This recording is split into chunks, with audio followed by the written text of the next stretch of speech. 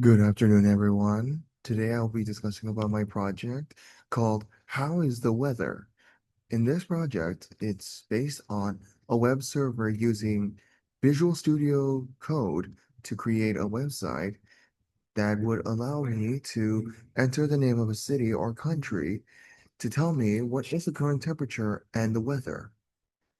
For this project, I have first created the HTML file, which would provide the backbone of the whole website.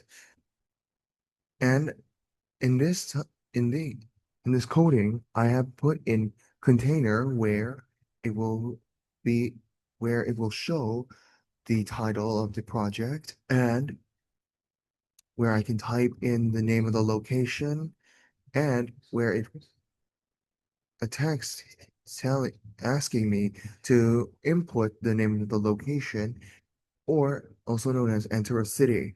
And the search button would enable me to search for the current country and find out what its weather is and what is the current temperature. In here is the JavaScript file, where I have copied and pasted the API key from the website called Open Weather Map, where it will be the source code of collecting the real-time data of the current temperature and weather all around the world. And in here, in the HTML file, I have put in uh, a the function of putting the recent searches list or search and the clear history, where when both when whenever I search for a country, it will put into the recent searches of the current countries, cities, or places that I've searched for previously. As for the clear history button, when clicked, it should enable me to um, clear up the history of my previous searches. In here, this is the style.css file, whereas it would allow me to uh, design and figure out what font I want to have for each of the wordings. And as for the background, I just come up with the idea of having this file right here as the background to make it look more enticing and interesting for our viewers. Now, as for the website, this is the current result of my website. Now, as the title shows, it's how is the weather, which is currently the name of the app.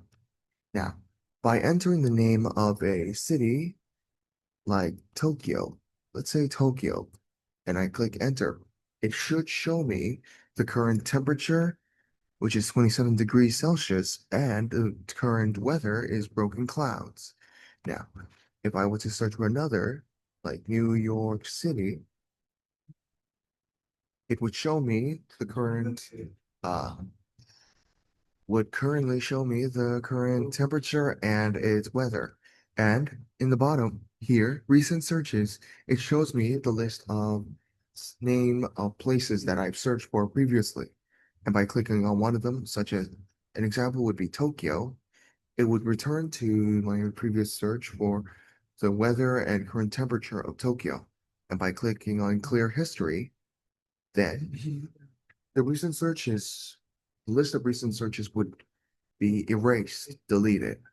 Now, another thing is for this project, I connected my project, this whole coding and the um, website that I use for the source of collecting the real-time data, the API key, I connected it to this Python programming, where when I start running it, like right now, it would show that it is trying to run the bot.